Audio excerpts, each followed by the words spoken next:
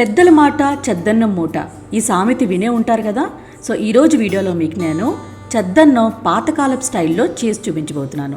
ముందుగా ఒక మట్టి కుండ తీసుకోవాలి. మీ దగ్గర మట్టి కుండ లేదనుకోండి, స్టీల్ గిన్నెలో కూడా చేసుకోవచ్చు. ఇప్పుడు వేడి వేడి అన్నం వేసుకోవాలి.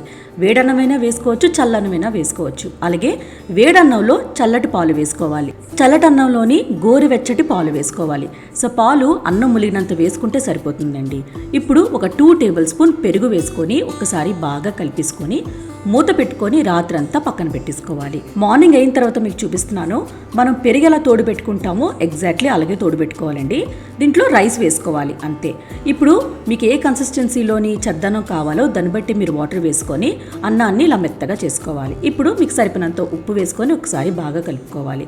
ఇందులో ఉల్లిపాయలు, పచ్చిమిరపకాయల్ని లైట్గా ఆయిల్లో ఫ్రై చేసుకొని తీసుకోండి, చాలా బాగుంటుంది. మీకు నచ్చిన ఆవకాయతోని సర్వ్ చేసుకోండి. అంతేనండి, రెడీ అయిపోయింది